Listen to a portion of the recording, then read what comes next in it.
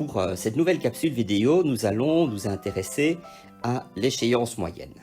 L'échéance moyenne est déterminée à partir de l'échéance commune, c'est-à-dire de ce que nous avons vu jusqu'à présent.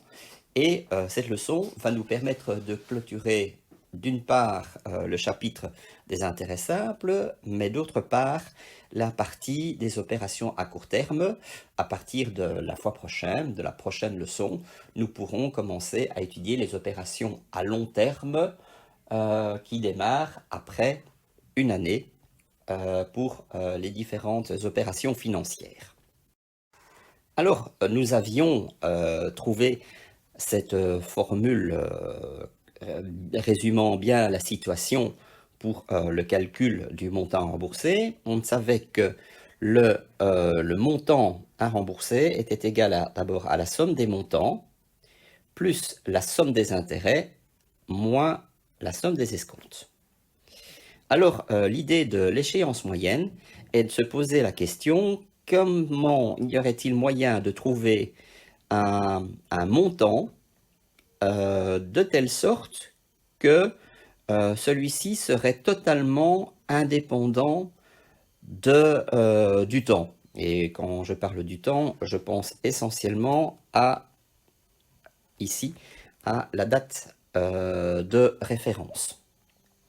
On a vu que pour l'échéance commune, le fait d'utiliser la formule générale et de se servir de T0 comme étant donc la date d'aujourd'hui, la date actuelle, eh bien, risquait de poser des problèmes au niveau de la valeur de son montant à rembourser, qu'il allait changer si la négociation allait se faire demain ou après-demain. Donc l'idée a été finalement de se dire, ce qu'on fait pour mettre tout le monde d'accord, c'est de considérer que grand T, donc la date d'échéance commune, serait à ce moment-là la date de référence également, et comme ça il n'y aurait plus de soucis, il n'y aurait plus qu'un seul montant dont tout le monde serait d'accord. Bien, alors ce qu'on peut examiner, c'est de voir ce qui varie en fonction du temps dans ce montant. Parce que si je veux avoir un montant fixe qui est indépendant du temps, il suffit de regarder dans tout ce qui est à droite, ce qui varie en fonction du temps, et de voir ce qu'on doit supprimer, ce dont on doit se débarrasser. Alors, si je prends la somme des montants, là, je n'ai absolument aucun souci. On sait que quelle que soit la date de référence choisie, eh bien, on fera toujours la somme des montants d'une manière ou d'une autre. Donc, ceux-là, on peut les conserver, ils ne posent aucun souci. Par contre, si je regarde la somme des intérêts, on est d'accord de dire qu'ils sont bien fonction du temps. Ils vont varier par rapport justement à la date de référence choisie. Donc ce sont les premiers qui posent problème, mais en ce qui concerne les escomptes également. Donc ils varient tous les deux en fonction de n ou de nk. Donc ils vont varier en fonction de j ou de jk sur 360. Donc ce sont eux qui posent problème en réalité. Alors quel serait le moyen de les éliminer? C'est toujours simplement de les considérer comme égal à 0 au total. C'est-à-dire que on pourrait considérer que la somme des intérêts moins la somme des escomptes serait égale à 0, c'est-à-dire que qu'ils sont égaux. Il y a autant d'intérêts que d'escomptes, et du coup, alors à ce moment-là, on peut les éliminer. Et c'est exactement ce qui va se passer pour le calcul de l'échéance moyenne. Donc l'échéance moyenne consisterait à faire ceci. C'est de trouver une date d'échéance, grand T, de telle sorte que le seul remboursement qu'il faudrait faire, ce serait la somme des montants sans intérêt et sans escompte, peu importe la date de référence. T0, on peut la choisir, quel que soit l'emplacement de T0, eh bien, ça devrait tout le temps fonctionner. Donc, si je fais un schéma, L'idée donc serait celui-ci, on aurait donc le schéma général, on ne connaît pas grand T, hein, on connaît tout le reste, on ne connaît pas, si T0 on le connaît puisqu'on le choisit, et la grande inconnue, ça va être N, ou si vous préférez, d'ailleurs c'est plutôt ça que l'on va choisir, c'est plutôt J, qui est l'inconnu. Eh bien nous allons calculer cela pour voir ce que nous pouvons obtenir. Donc voici un schéma qui a été très simplifié et qui va nous permettre de pouvoir faire le calcul de cette fameuse échéance moyenne. Qu'est-ce que nous pouvons dire? Eh bien, nous savons que V, donc ça je vais déjà le noter, V c'est de toute façon la somme des montants. Ça, on le sait depuis le départ, ce qui veut dire que au niveau du schéma que j'ai placé, la somme des montants, c'est V1 plus V2. Ce sera facile à retenir par la suite. Remarquez que sur le schéma, je n'ai pas placé grand T, puisque je ne sais pas où il est. Il est peut-être entre T0 et T1, entre T1 et T2, je ne sais pas. On doit le calculer.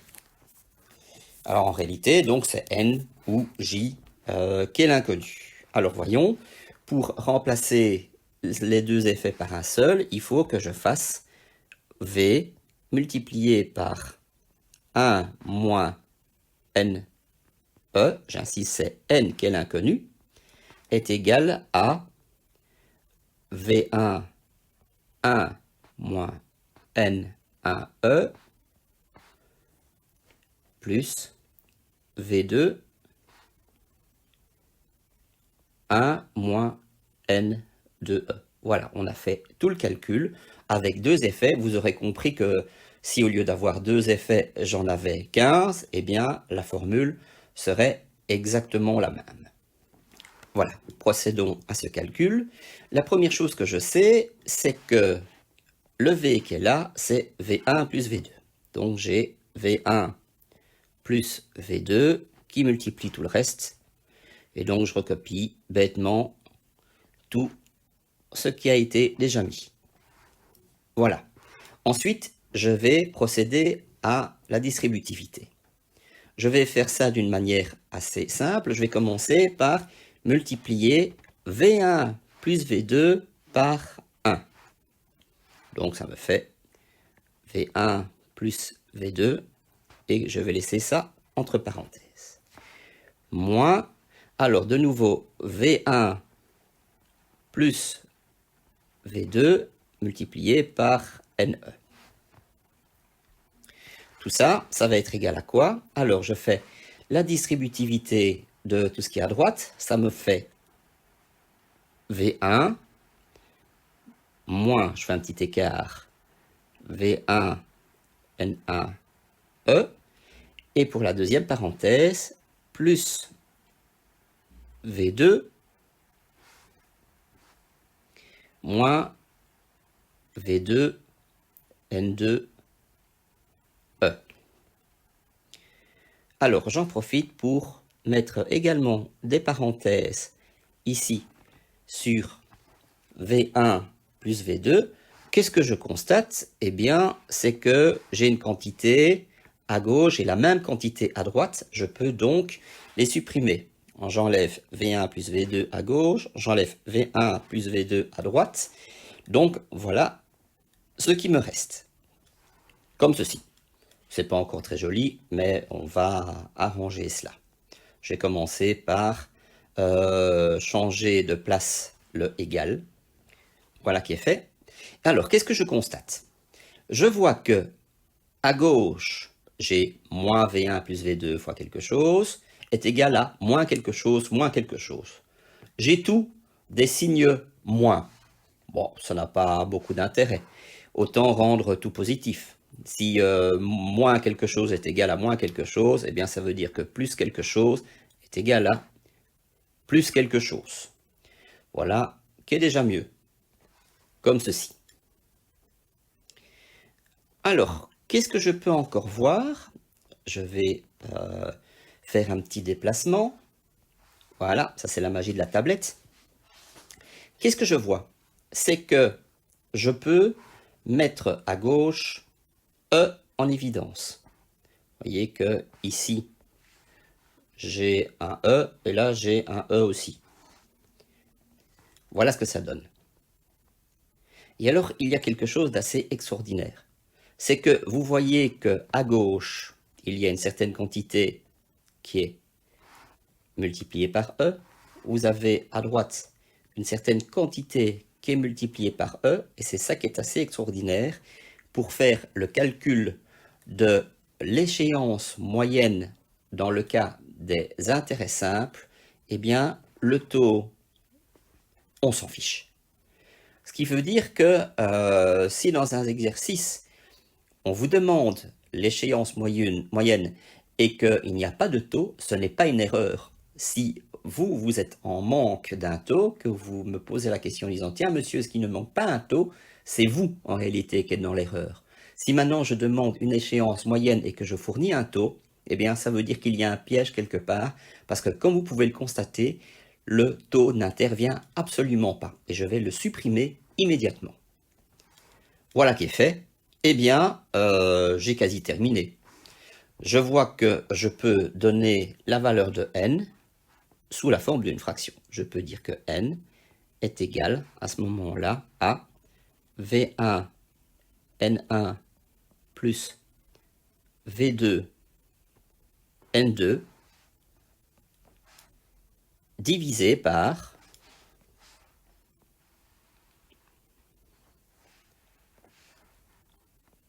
V1 plus V2.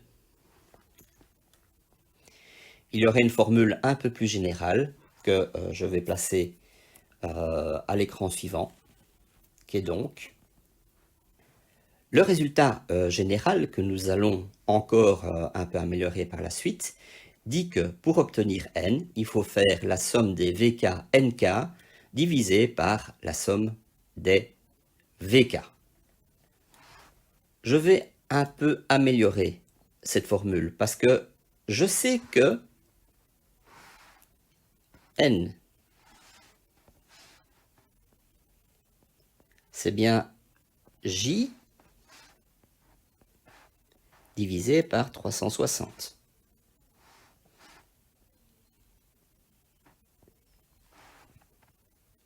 De même, si je place l'indice K, NK, c'est JK divisé par 360. Eh bien, je vais faire cette transformation. Regardons un petit peu ce que cela va donner. Si je place ces données ici, à l'intérieur de cette formule, j'ai d'abord mon n qui va devenir j sur 360. De m, j'ai mon nk qui va devenir jk divisé par 360, ce que je peux écrire comme ceci. Voilà. Ce n'est pas encore très joli, mais en fait, j'ai écrit le divisé par 360 un peu grossièrement, parce que je rappelle que la division par 360 se trouve à l'intérieur de ce symbole sommatoire. Donc ça veut dire que le divisé par 360, je peux le sortir du symbole sommatoire. Et donc, ça va donner ceci. Voilà. Le 360 a bougé de place. Remarquez que je peux encore le bouger de place, comme ceci. Voilà. Et tout ça pourquoi? Pour simplifier, aussi bien à gauche qu'à droite. Je peux multiplier aussi bien par 360 à gauche qu'à droite. Donc je vais pouvoir me débarrasser des deux 360 là qui servent à rien et qui gênent. Donc, comme réponse finale, je vais obtenir ceci. Voilà. Et ça, je vais encore pouvoir un peu le transformer parce que je sais que V, c'est égal à la somme des montants. Ça, on le sait depuis le début. Donc, ça veut dire que ce qui est en dessous de la barre de fraction, je vais pouvoir l'enlever et simplement mettre 1 sur V. Voilà, le résultat final, c'est donc celui-ci. Reste à savoir pourquoi on appelle ça échéance moyenne. Eh bien, regardez ce qu'on a aussi en statistique. Si je recherche en statistique ce qu'on appelle la moyenne arithmétique, je la note X bar. On aura l'occasion de pouvoir voir cela plus tard dans la partie statistique. Eh bien, la définition qui est donnée, c'est 1 divisé par n, n c'est l'effectif total, multiplié par une somme, je dis que c'est la somme sur j qui va de 1 jusqu'à n, de nj, ça, ce sont ce qu'on appelle les effectifs, x, j, ce sont les modalités, et je sais que l'effectif total est égal à la somme des effectifs. Alors, je crois que c'est assez clair si maintenant j'entoure la formule comme ceci de la moyenne arithmétique. Eh bien, regardez l'équivalence entre les deux formules. J'ai quelque chose qui est égal à 1 sur quelque chose multiplié par la somme de un produit de quelque chose fois quelque chose. J'ai toujours avec cela, je vois que j'ai VK qui correspond au V qui est en dessous, j'ai les NJ qui correspondent avec les N qui sont ici, et je vois bien que la correspondance, c'est que si V est égal à la somme des VK, j'ai N qui est égal à la somme des NJ. C'est exactement la même formule. En réalité, faire le calcul de l'échéance moyenne qui permet de trouver la date du paiement qui fait de telle sorte que le remboursement se fait sans intérêt, sans escompte, qui soit égal uniquement à la somme de tous les montants, est exactement la même méthode qui permet de pouvoir faire le calcul d'une moyenne. Donc, on va faire maintenant un exemple numérique, et ce que je vais faire comme petit tableau sera absolument équivalent à ce que l'on fera plus tard en statistique, ou de ce que vous avez pu voir éventuellement à un autre cours. Voilà l'exercice. Il y a 3 montants à payer. Les différents capitaux sont de 3 200 € à rembourser le 5 du 6, 700 € à payer le 30 du 6 et 2100 € à payer le 10 du 7. La question est simple, c'est mais quand faut-il payer uniquement la totalité des sommes? Donc ça veut dire quelle est l'échéance moyenne. Alors vous voyez que ici, T0, il n'a pas encore été choisi. Alors, comme on commence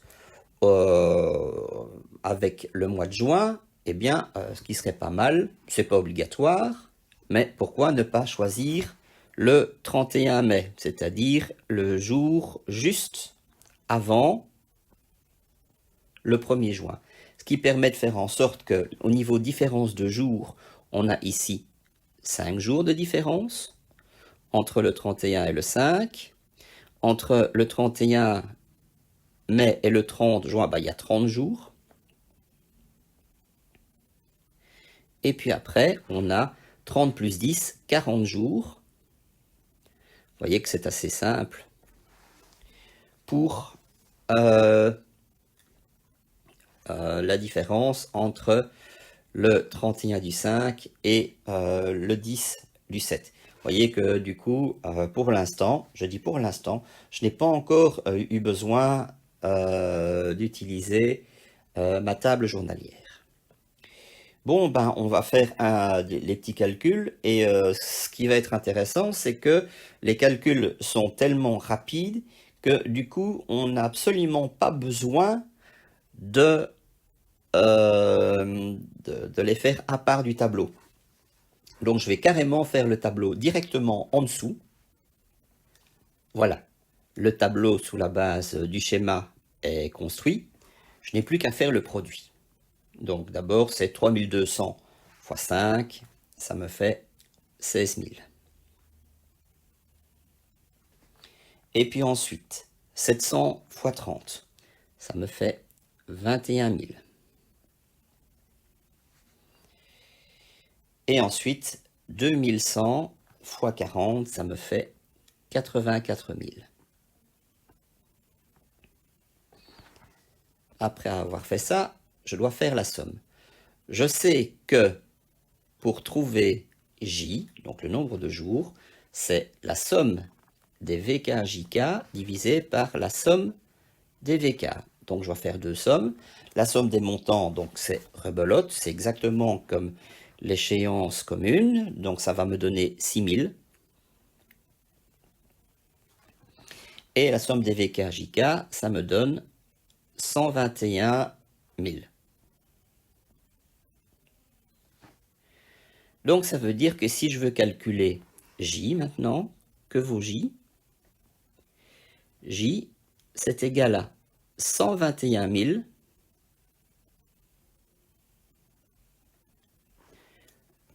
divisé par 6000.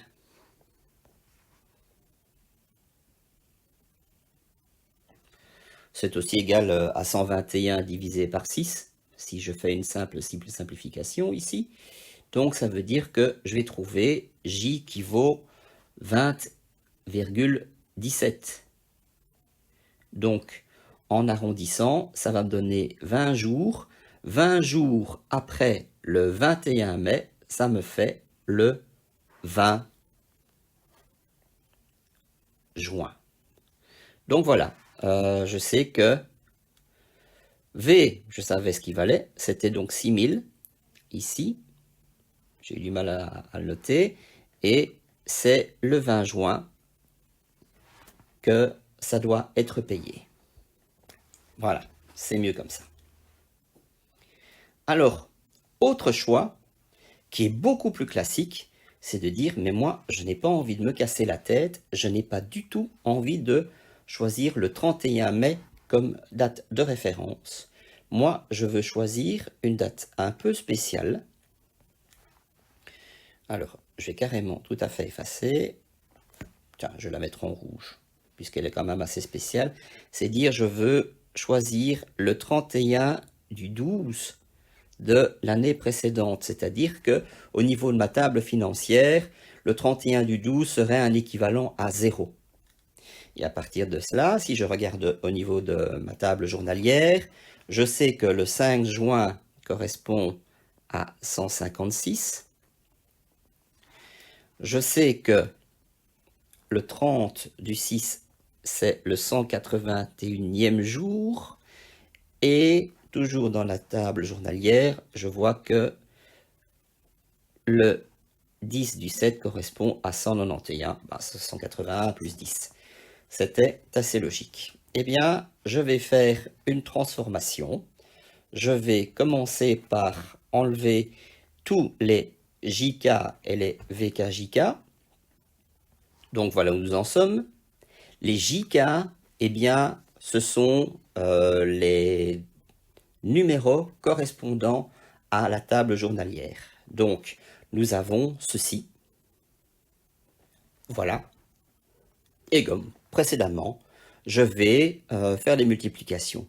Les résultats seront plus grands. C'est toujours un nombre abstrait. Ce sont bon, des euros jours, hein, si vous voulez, bon, de la monnaie multipliée par des jours. Alors, le premier résultat, c'est 499 200. Deuxième résultat, 126 700. Et le dernier, 401 100. Voilà, je fais la somme de tout ça. Ça me fait 1 027 000 tout rond. Alors, si je fais le petit calcul au-dessus, qu'est-ce que je vais avoir? Eh bien, au lieu d'avoir de 121 000 divisé par 6 000, j'ai à la place 1 027 000. Les 3 zéros là vont de nouveau pouvoir se simplifier avec les 3 zéros qui sont ici. J va me donner une valeur de 171,1 et puis toute une série de 6 sans arrêter. Ça n'a pas d'importance. Donc il faut regarder dans la table journalière à quoi correspond le 171e jour. Un miracle, c'est le 20 du 6. Ça marche à tous les coups. Voilà, fin de cette leçon.